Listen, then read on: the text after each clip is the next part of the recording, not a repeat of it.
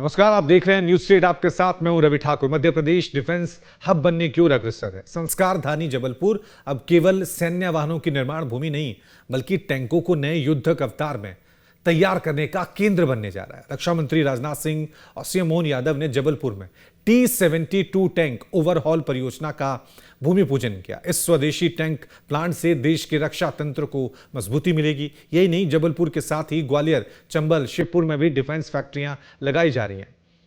Report देखिए।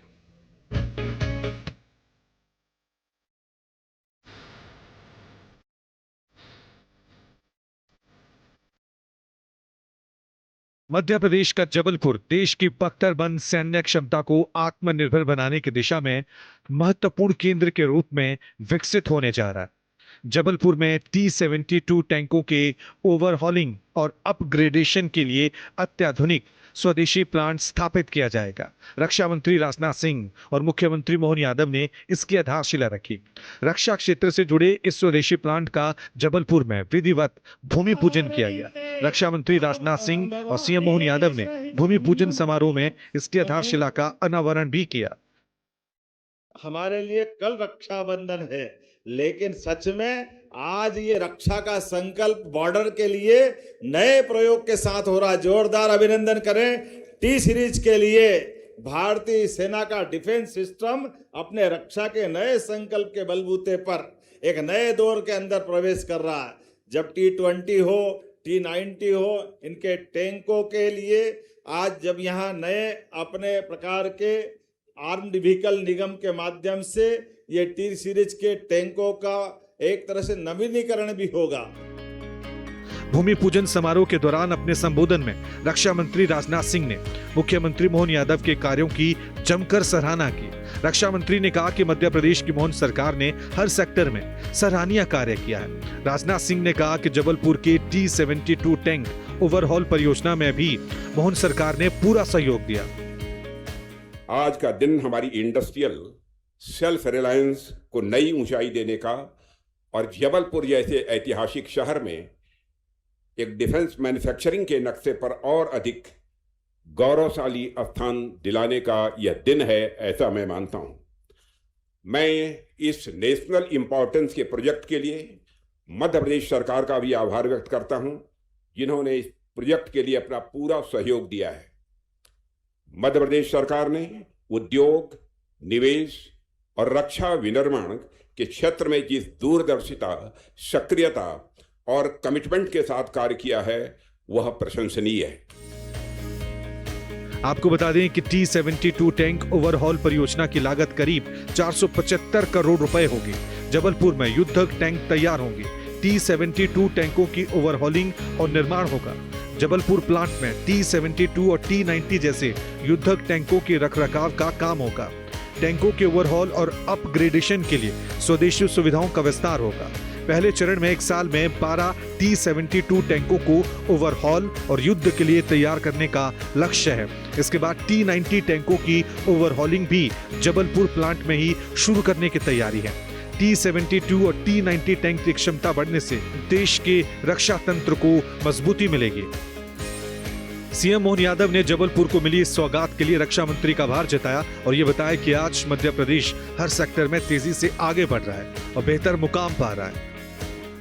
आने वाले समय की चुनौतियों के लिए ये जो नया संकल्प की शुरुआत हुई है, सच में मैं मध्य प्रदेश धरती से 450 करोड़ के नए प्रोजेक्ट के लिए जोरदार अभिनंदन करें। माननीय रक्षा मंत्री जी के माध्यम से मध्य प्रदेश कई सेक्टर में समान रूप से आगे बढ़ रहा है। शिक्षा, चिकित्सा, इंफ्रास्ट्रक्चर, निवेश, हर क्षेत्र में आगे बढ़ते हुए आज एक अच्छे मुकाम पे पहुंचा है, जिसका परिणाम है 76,000 करोड़ से ज्यादा का निर्यात विदेश के अंदर मध्य प्रदेश सरकार की ओर से किया जा रहा है। यह उल्लेखनीय बहुत बड़ी छलांग है हमारे मध्य प्रदेश के अंदर से। और इधर रक्षा मंत्री राजनाथ सिंह ने भी मुख्यमंत्री डॉक्टर मोहन यादव की तारीफ में कोई कोर कसर नहीं छोड़ी। कार्यक्रम के दौरान रक्षा मंत्री ने बताया कि सीएम मोहन यादव के नेतृत्व में उनकी सरकार की उद्योग अनुकूल नीतियों की वजह से निवेश को बढ़ावा मिल रहा है। राजनाथ सिंह ने कहा कि मुख्यमंत्री मोहन यादव अपने प्रयासों से मध्य प्रदेश को डिफेंस मैन्युफैक्चरिंग हब बना रहे हैं। उद्योग अनुकूल नीतियां राज्य को निवेश के आकर्षक केंद्र के रूप में स्वाभाविक रूप से आकर्षित कर रही, स्थापित कर रही हैं। विशेष रूप से ग्वालियर चंबल क्षेत्र में 3073 हेक्टेयर भूमि पर रक्षा विनिर्माण की संभावनाएं और 16,960 करोड़ से अधिक के प्रस्तावित निवेश इस दिशा में राज्य की महत्वाकांक्षी सोच को भी दर्शाते हैं। साथियों, यह प्रयास मध्य प्रदेश को भारत का अगला प्रमुख defence and aerospace manufacturing hub बनाने की मजबूत नींव रख रहा है। इन सब अचीवमेंट्स के लिए मैं प्रदेश के मुख्यमंत्री डॉक्टर मोहन यादव और उनकी पूरी टीम को अपनी तरफ से हार्दिक बधाई देता हूं। जबलपुर की T-72 टैंक परियोजना देश की रक्षा तैयारियों के लिहाज से महत्वपूर्ण मानी जा रही है। कह सकते हैं कि आने वाले समय में रणभूमि के भरोसेमंद युद्धक टैंकों की वापसी का रास्ता जबलपुर से होकर गुजरेगा। Team news state. तो अपने इस कार्यक्रम में हर दिन हम सरकार की एक योजना पर, सरकार की घोषणा पर चर्चा करते हैं। आज भी चर्चा के लिए तमाम मेहमान हमारे साथ जुड़ चुके हैं। सबसे पहले सभी का परिचय आपसे करा दें। इस चर्चा में हमारे साथ प्रकाश त्रिवेदी, राजनीतिक विश्लेषक जुड़े हुए हैं। साथ में हमारे साथ retired colonel Ashwini Kumar, defence expert भी हैं, हमारे साथ जुड़े हुए हैं। और साथ में हमारे साथ बीजेपी के प्रवक्ता रिशांक तिवारी जी इस चर्चा में हमारे साथ शामिल हैं। तो रिशांक जी, शुरुआत आपसे ही करूंगा। मध्य प्रदेश के लिए एक बड़ी उपलब्धि है, डिफेंस मैन्युफैक्चरिंग में एक बड़ा सेंटर अब जबलपुर बनने जा रहा है। किस तरह से देखते हैं ये जो डिफेंस मैन्युफैक्चरिंग में शुरुआत हुई, आज घोषणा हुई है 475 करोड़ रुपए का निवेश होगा? देखिए, सर्वप्रथम मैं हमारे देश के रक्षा मंत्री माननीय राजनाथ सिंह जी को मैं बहुत धन्यवाद और ज्ञापित करूंगा कि उन्होंने इतनी बृहद सोच के तहत जबलपुर, जो ऑलरेडी एक डिफेंस सेंटर है और एक ऑलरेडी एक बड़ा मैन्युफैक्चरिंग हब है, उसमें एक बहुत बड़ा एक कदम जो उठाया गया कि जहां पर T-72 टैंक्स, T-90 टैंक्स भी मैन्युफैक्चर के साथ साथ उनका कंडीशनिंग, उनकी रिलायबिलिटी, उन्हें उनका देख रेख, ये सारी चीजें वहां पर होंगी।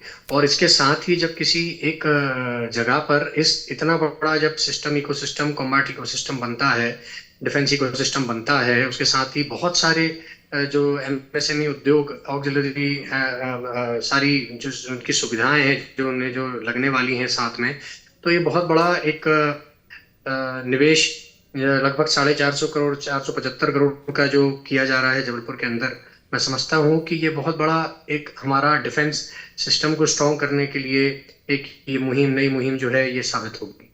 क्योंकि ठीक है कर्नल साहब, आपकी तरफ मैं रुक कर रहा हूँ, क्योंकि इसमें जो कहा जा रहा है T-72 टैंक, उनकी ओवरहॉलिंग होगी, अपग्रेडेशन होगा। आम आदमी जरा समझ नहीं पाएगा ओवरहॉलिंग क्या होता है, अपग्रेड किया जाएगा तो क्या अपग्रेड किया जाएगा।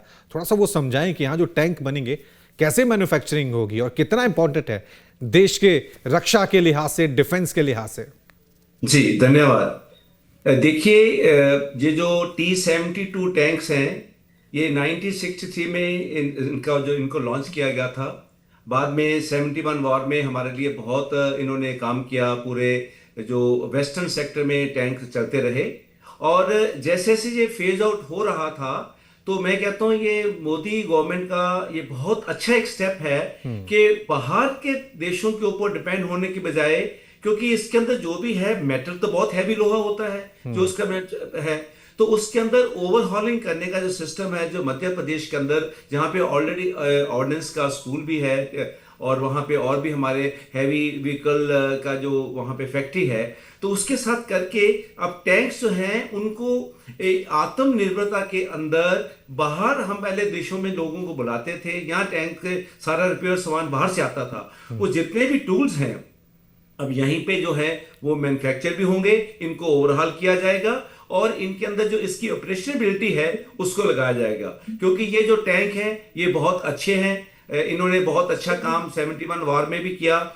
और उसके बाद भी जब हम इनको जहां वेस्टर्न बॉर्डर में यूटिलाइज करते हैं, डेजर्ट के अंदर करते हैं, तो ये उसी तरह के एटमॉस्फेरिक तरीके के हिसाब से बनाया गया था। और ये मैं समझता हूं कि मध्य प्रदेश के अंदर इसका लॉन्च करना एक बहुत ही बड़ा काम है जो गवर्नमेंट ने किया है। यहाँ पे बहुत से एक्सर्विसमैन और बाकी लोगों को रोजगार मिलेगा। यहाँ के लोगों की तरक्की होगी ओवरऑल जो है, और दुश्मन के इलाके से मार्च से हम दूर है, सेंटर में जाके इसको कि जब भी लड़ाई होती है तो जो दुश्मन है उन जगहों को पहले डिस्ट्रॉय करता है जहां से चीजें प्रोड्यूस होती हैं, मैन्युफैक्चर होती हैं। तो मैं समझता हूं ये गवर्नमेंट का बहुत अच्छा एक स्टेप है कि उन्होंने इसको उस इलाके में लगाया जहां पे ऑलरेडी डिफेंस का वहां पे हैवी व्हीकल फैक्ट्री भी है। तो पहले स्टार्ट में इन्होंने बोला कि 12 टैंकों को ओवरहॉल किया जाएगा। ओवरहॉल करने का मतलब जो पुराना टैंक है वो नया टैंक बन जाएगा, उसका इंजन चेंज होगा, उसके पार्ट्स चेंज होंगे और ओवरहॉलिंग करके उसको फिर ऑपरेशन करके ग्राउंड के ऊपर जो है उसको लगाया जाएगा। This is what a good step and I congratulate Madhya Pradesh government and Rajnath ji as a defence person, I respect him and salute him that इन्होंने बहुत अच्छा जो है आर्मी के लिए काम किया है। ठीक है प्रकाश जी, आपको भी चर्चा में शामिल करते हैं। प्रकाश जी, किस तरह से देखें, क्योंकि अभी भी डिफेंस प्रोडक्शन में नाम आते थे तो तमिलनाडु का नाम आ गया, महाराष्ट्र का नाम आ गया, अभी यूपी भी सामने आ रहा है, लेकिन मध्य प्रदेश थोड़ा सा पिछड़ रहा था। अब आपको लग रहा है कि कहीं ना कहीं डिफेंस मैन्युफैक्चरिंग में अब मध्य प्रदेश भी अपनी एक अलग पहचान बनाएगा? किस तरह से देखते हैं अभी जो ये शुरुआत हुई है? देखिए, जब से मोहन यादव जी मुख्यमंत्री बने मध्य प्रदेश के, तब से उनकी ये रुचि रही है और उनका ये फोकस रहा है कि मध्य प्रदेश में बड़े उद्योग आए, बड़े उद्योगों की काम यहाँ पर लगाया जाए और बड़ा काम मध्य प्रदेश में हो। तो डिफेंस भी एक बहुत बड़ा क्षेत्र था, उसके लिए वो लगातार राजनाथ सिंह जी के साथ उनका संपर्क बना हुआ था और वो लगातार प्रयास कर रहे थे कि डिफेंस की जो बड़ी यूनिट्स हैं वो मध्य प्रदेश में आए। जबलपुर क्षेत्र में पहले से ही डिफेंस का काफी काम होता है, तो उस क्षेत्र में डिफेंस की कोई ऐसी यूनिट आती है जिससे जहाँ कोई बड़ा निर्माण शुरू हो, तोपों का जो इस तरह से T-72 तोपों का यहाँ पर निर्माण शुरू होगा, उनकी ओवरहॉलिंग वगैरह सारा टेक्निकल उसका टर्म्स बताया ही है। तो मुख्यमंत्री जी हमेशा से ये चाह रहे हैं, वो लगातार दिल्ली जाके ये प्रयास करते रहते हैं कि मध्य प्रदेश को और इंडस्ट्रियल हब बनाया जाए। और ये डिफेंस के क्षेत्र में हो, चाहे ग्वालियर चंबल क्षेत्र में काम करने की बात हो या महाकौशल क्षेत्र में काम करने की बात हो, उनकी रुचि इस क्षेत्र में है कि लगातार भारत सरकार के जो बड़े उपक्रम हैं वो अपनी फैक्ट्रियां, अपना निर्माण मध्य प्रदेश में करें, ताकि मध्य प्रदेश में लोगों को रोजगार भी मिले, मध्य प्रदेश के जो हमारे बच्चे हैं वो रोजगार भी प्राप्त कर सके और मध्य प्रदेश को राजस्व भी मिले और मध्य प्रदेश औद्योगिक नक्शे में भारत के आगे आए। तो मुख्यमंत्री जी का यह प्रयास निश्चित तौर पर स्तुत्य है और उसके लिए उनका अभिनंदन किया ही जाना चाहिए। और अभी और भी जिस तरह की सूचनाएं हैं सरकार से और राजनीतिक क्षेत्रों से, और भी भारत सरकार के बड़े उपक्रम मध्य प्रदेश में अपना काम जल्दी शुरू करने वाले हैं। ठीक है निशांक जी, आपसे जानना चाहूंगा कि ठीक है 472 करोड़ रुपए इन्वेस्टमेंट हो रही है मध्य प्रदेश में, लेकिन इसके लिए सरकार को एक डिफेंस इकोसिस्टम तैयार करना होगा, क्योंकि इन्वेस्टमेंट आ जाता है, घोषणा हो जाती है, लेकिन कई बार इंफ्रास्ट्रक्चर वैसा नहीं मिलता है, सिस्टम वैसा नहीं मिलता है। तो एक बड़ा चैलेंज भी है कि अगर इतने शानदार टैंक देश की रक्षा के लिहाज से सेना के लिए बन रहे हैं तो सरकार वो इकोसिस्टम बनाए कि कोई दिक्कत ना आए यहाँ पे प्रोडक्शन में।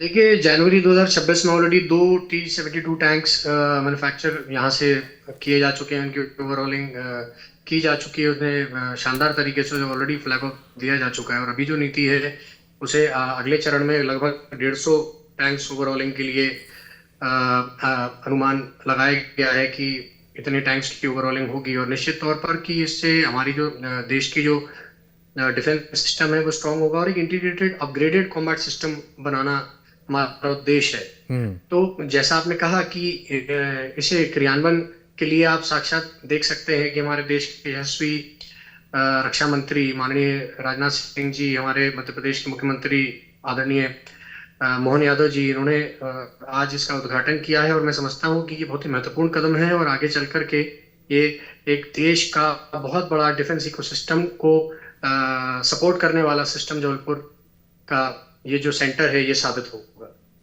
ठीक है कर्नल साहब, आपसे मैं जानना चाहूँगा, क्योंकि ठीक है आप डिफेंस के इस सेक्टर से जुड़े हुए हैं, क्योंकि जब भी हम देखते हैं कि कोई खबर आती है कि भाई फ्रांस से हमने राफेल खरीद लिया, अमेरिका से हमारी डील चल रही है, रशिया से हमारी डील चल रही है, कभी कभी हम इन बातों पे गर्व महसूस करते हैं, लेकिन मेरे मन में सवाल आता है कि आज़ादी के इतने सालों बाद भी हम आज भी रक्षा सौदों को लेकर या फिर हथियारों को लेकर दूसरे देशों पे निर्भर है।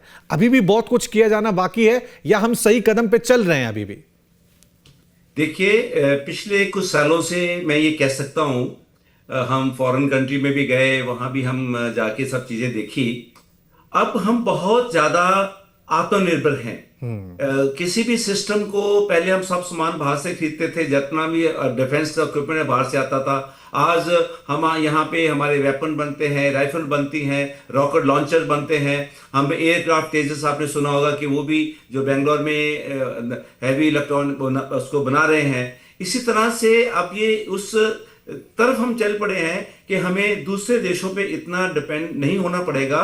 आत्मनिर्भर की इस जो प्रधानमंत्री की ये जो योजना है, इसके तहत जितना भी सामान मैन्युफैक्चरिंग होगा डिफेंस के लिए, वो पूरा हिंदुस्तान में बनेगा।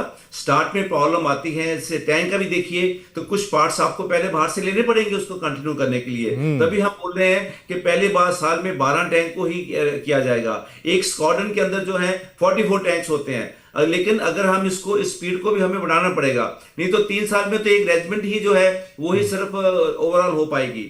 तो हमें आने वाले समय में और भी इसको करना है, अपना तैयारी करनी है, डिफेंस प्रोडक्शन करनी है।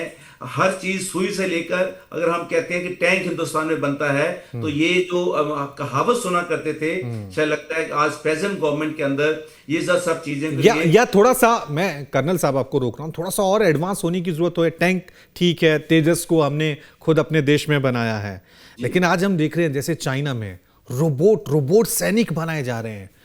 वहां पे तो ऐसा लग रहा है कि अभी ह्यूमन का तो काम ही नहीं होगा, अब रोबोट आएंगे। जैसे हमने देखा था भारत पाकिस्तान के बीच एक थोड़ा सा हुई थी ऑपरेशन सिंदूर के टाइम, तो बहुत ज्यादा हवी ड्रोन से अटैक हो रहा था। यानी जिस भी देश के पास अब टेक्नोलॉजी होगी, जो टेक्नोलॉजी में आगे होंगे, उनको मतलब वो एज होगा।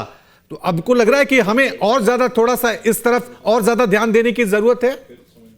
जो आने वाली जो वार है वो फिजिकल वार नहीं होने वाली।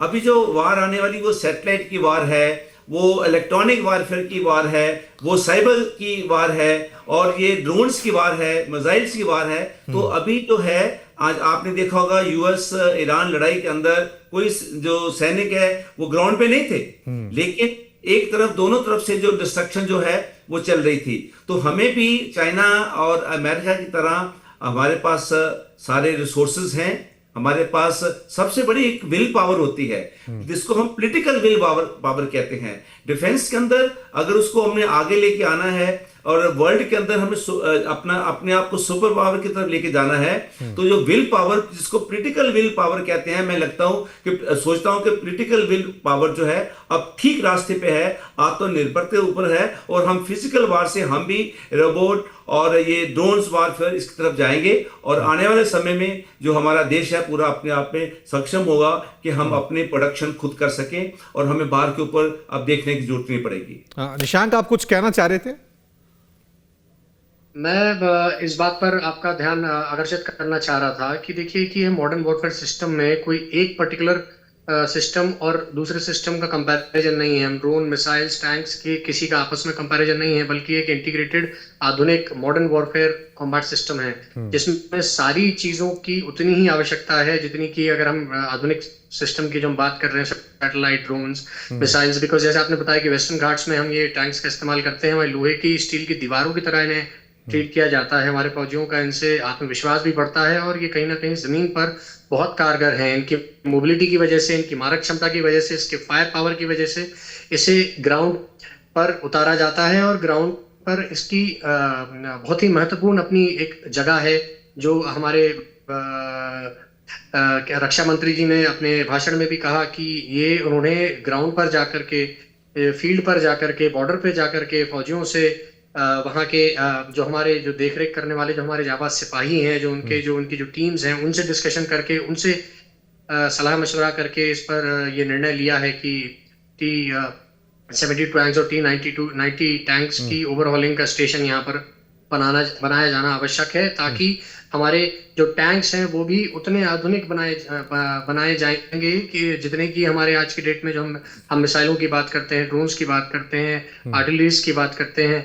इसके साथ ही हमारे ये इंटीग्रेटेड सिस्टम में एक ये बहुत बड़ा एक आयाम जुड़ गया है, जो हमारे इतने सारे टैंक्स को ओवरऑलिंग के माध्यम से हमारी जो रेडीनेस है, हमें जो तत्परता से जो हमें जो चीज़ें मिलनी चाहिए, सेफ्टी के साथ जो मिलनी चाहिए, वो इसका एक विशेष ध्यान यहाँ पर रखा गया है। तो मैं समझता हूँ कि आधुनिक वॉरफेयर कॉम्बैट सिस्टम के साथ हमारे टैंक्स को भी आधुनिक करना उतना ही आवश्यक है जितने की हाँ। आज की डेट में हम ये देख रहे हैं। वही बहुत जरूरी है, बहुत ज़रूरी है। नो डाउट हम अपनी देश के सेना पे गर्व करते हैं, देश के जवानों पे गर्व करते हैं, उनके जैसा बहादुर पूरी दुनिया में कोई नहीं है। लेकिन फिर भी टेक्नोलॉजी में अगर हम साउंड नहीं होंगे, मॉडर्न नहीं होंगे, आगे नहीं जाएंगे, तो कहीं ना कहीं इसको लेकर हमें थोड़े और कदम उठाने चाहिए। प्रकाश जी आपकी तरफ, क्योंकि सिर्फ जैसे टैंक की बात कर रहे हैं, हमारे एक तेजस था, उसको लेकर भी हमने कुछ डील्स की थी। अब भारत को, खासकर भारत को सोचना चाहिए, क्योंकि ये इकॉनमी का एक बहुत बड़ा जरिया है। फ्रांस, जर्मनी, अमेरिका, रशिया, इनकी इकॉनमी इनसे चलती है। 20-20 हजार करोड़ की डील होती है, हवाई जहाज की, फाइटर प्लेन की, इन तमाम चीजों की, ड्रोन्स की, जो मिसाइल डिफेंस सिस्टम होते हैं उनकी। तो भारत को समझना चाहिए, ठीक है कृषि हमारी पहचान है, हमने इंडस्ट्री में भी अच्छा किया, आईटी सेक्टर में भी अच्छा किया, अब डिफेंस सेक्टर में भी ना सिर्फ एशिया में बल्कि पूरी दुनिया में हमारा डंका बजे, इस क्षेत्र में भी आगे बढ़ना चाहिए। प्रकाश जी। बिल्कुल, जैसा कि आप बता रहे हैं, निश्चित तौर पर जो डिफेंस का क्षेत्र है, रक्षा का क्षेत्र है, उस क्षेत्र में जो उपकरण लगते हैं, उन उपकरण के निर्माण के लिए, उनकी टेक्नोलॉजी के लिए भारत को प्रयास करना चाहिए। और खास तौर से मध्य प्रदेश में मुख्यमंत्री जी इस दिशा में काम कर रहे हैं। और मेरा ऐसा मानना है कि इस सारे निर्माण के क्षेत्र में जो जिन लोगों को की जरूरत होती है, जिस प्रतिभा की जरूरत होती है, जिस इंटेलिजेंसी की जरूरत होती है, जिस शिक्षा की जरूरत होती है, उस पर भी थोड़ा ध्यान देने की आवश्यकता है। हमारे इंजीनियरिंग कॉलेज में, आईआईटी में इस तरह के पाठ्यक्रमों को पढ़ाया जाना भी जरूरी है कि हम ऐसे वैज्ञानिक, ऐसे रक्षा विशेषज्ञ तैयार कर सकें जो जिस तरह की आप बात कर रहे हैं, ड्रोन बनाने की बात हो, रॉकेट साइंस की बात हो, या जो रोबोट बनाने की बात हो, या जो युद्ध क्षेत्र में आजकल इलेक्ट्रॉनिक्स का, रोबोटिक्स का इस्तेमाल हो रहा है, उसकी भी सारी पढ़ाई की व्यवस्था जो है हमारे कॉलेजों में और विश्वविद्यालयों में होना चाहिए।